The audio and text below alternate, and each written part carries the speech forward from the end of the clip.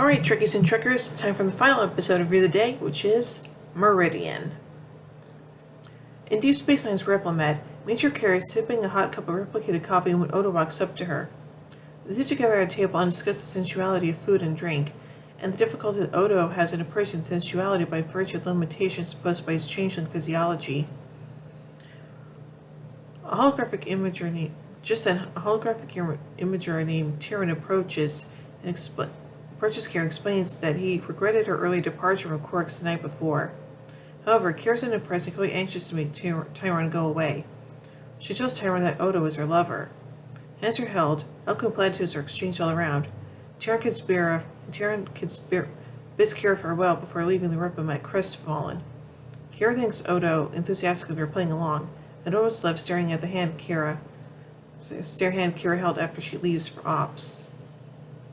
The USS Defiant is in the Gamma Quadrant on an exploration mission caged from Starfleet, notwithstanding the threat of Dominion attack. Gravimetric distortions are detected in a nearby Trialis system, so Commander Sisko orders Jadzia Dax and to take the Defiant into the system for a closer look. When the Defiant enters the system, Dax discerns that the distortions are coming from the system's star. A few months later, a planet comes into view and the distortions cease. When Lieutenant Dax scans the planet in order to determine where it came from, they discover a settlement on the southern hemisphere of approximately 30 people, which shortly hails the Defiant. Sisko responds and describes his confusion. The woman at the other end of the connection introduces herself as Sultan Rakal, explains that her planet exists largely in a separate dimension, intersects with that of Defiant and its crew, and invites the senior staff of the Defiant to the surface for a first meal. On the surface, Sisko, Dex, Bashir, and O'Brien sit down to eat with the inhabitants of the settlement. After some pleasantries, Sisko and Dex discuss with Sultan and Dural the nature of the planet's dimensional shifts. It is explained that the cause of the dimensional shifts is unknown, but that to be related somehow to the behavior of the system's sun. Sultan and Dural go on to explain that after each dimensional shift, the planet, named Meridian, ceases to exist in normal space and its inhabitants become beings of pure consciousness, until things shift back after 60 years, at which point everything is just as they left it, since the planet is not subject to the normal passage of time while it's dimensionally shifted. Bashir explains that he can see the appeal in this dimensional shift. Back on the station, Tyrion melodramatically explains to Quark that he couldn't stand his time in the holosuites, as he found it extremely boring and isn't likely to find it any more interesting, but describes what he really wants: a holosuite program built around Kira. Quark says such a thing will be very expensive, and responds Tyrion offers a bar of Latinum and one of the rings from his left hand as payment. Deeply impressed by the suggested price, Quark embarks on a difficult task, to which Tyrion responds by beating Quark over his reputation for getting things. Quark hesitates briefly, but promises to have the holosuite program Tyrion's asked for. However, Tyrion refuses to pay until the program is completed and deemed acceptable. On Meridian, Drug explains to Dax that the inhabitants of the planet are descendants of an expedition that was stranded there a millennium earlier, and that their numbers have dwindled since they can only reproduce but they're not shifted out of the normal dimension, and those spells are growing progressively shorter, with the current phase lasting only 12 days. Drug goes on to explain that eventually the planet will be too unstable to shift back, at which point the planet and all of its inhabitants will cease to exist. Later, Sisko promises Sultan that he will do everything he can to help. Dax and Dural announce that they are beaming up to Defiant to scan the system's sun. Kira walks into Quark's and discovers that she's been declared the millionth customer. Quark tells her that she's won a number of gifts, including a beverage, a free spin at the Dabo table, and a free hour in the holosuite with a program of her choice. Kira's quite pleased with herself since she's never won anything. However, she points out that she doesn't like holosuites and tells Quark that she's going to give her free holosuite time to Ensign Quintana since it's his birthday. Kira excitedly takes her turn at Dabo, however. On the bridge of the Defiant, a probe with shield modifications is being sent into Meridian's sun.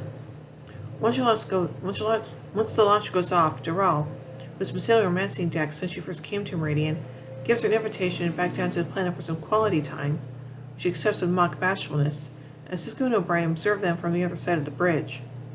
Once on the surface of Meridian, Dural explains to Dax that he's a widower who's been waiting for the right woman to fall out of the sky, and that Dax is that right woman. Charlie sacks into a tree and moments later they lean in to kiss. Dax loses her balance and they climb down. instead. They climb down instead. However, after a little more time, they finally do share a passionate kiss. Later, Cisco contacts Dax to announce that they've obtained more telemetry from the probe and throws in a few good-hearted jibes about her acceptance of Dural's affections. With the telemetry data downloaded onto a pad, Dax is able to work out a way to keep Meridian in normal space for more than 30 years, once they have shifted out and back again. Meanwhile, at the station, Odo is with Kira on the upper level of the promenade and spies Quark attempting to take a hollow image of Kira from the mezzanine of his bar. Once he's been caught, Quark tries to weasel his way out of this situation, but Kira simply throws Quark's hollow image over her shoulder and down onto the main level of the bar. She warns Quark that if she catches him again taking a hollow image of her, she will make him eat the imager. Back on Meridian, Dax explains her idea will work and will in fact equalize the time between dimensional shifts, but the needed changes won't be complete until Meridian has already shifted back. This at odds with Dural's desire to start a relationship with Dax, which she's entirely willing to reciprocate, so he offers to leave Meridian with her and return with the Defiant to the Alpha Quadrant. At Quark's, Tyron is waiting patiently for Quark to finish the new Hollow program. Quark has obtained the encryption key for Kira's personal file, and once developing assures Tyron that he'll be able to finish the new program before Tyron leaves the station in 2 days. However, Quark's efforts have not gone undetected by Odo. In his security office, Odo informs Kira of the security breach and they traced it back to the Frankie bartender. He offers to risk Quark or have Kira do it herself, but the Major has a better idea. Back on Meridian, Dax and Dural are cuddling, but Instructor Dural concedes that he'd stay on Meridian if he could have Dax there with him. She offers his transporter buffer to make her physiology compatible with the demands of the dimensional shift, which greatly pleases the shocked Dural. Later, Dax goes back to her quarters on the Defiant to put in a request to Starfleet for a 60-year leave of absence, which Cisco supports despite the fact that the prospect tugs on his heartstrings. The commander tearfully tells Dax how much he will miss her, and she emotionally tells him the same. Again in Quark's, the Kira Hall program is complete.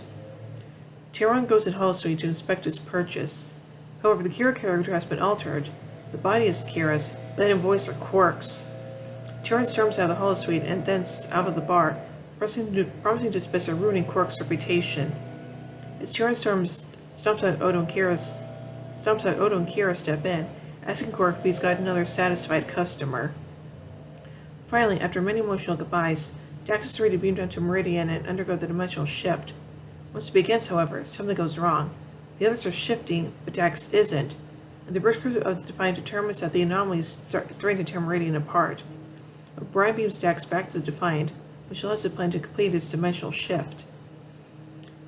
Later, Dax is alone in her quarters, beside herself with grief. Cisco comes in offering remorse. Dax says that she'll just need some time. After Cisco leaves, she just in a corner and says, "Just 60 years or so." Aw, poor Dax.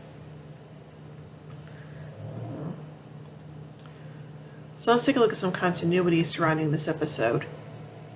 During their first meal, Dural asks Jadzia how far down her markings go, to which she replies, "All the way." In a scene in equilibrium that Jadzia's spots go down to her feet, as they can be seen briefly in shots of her on the hospital bed at the Trill homeworld. Further spots include scenes of the Way of the Warrior and Let He Who Is Without Sin.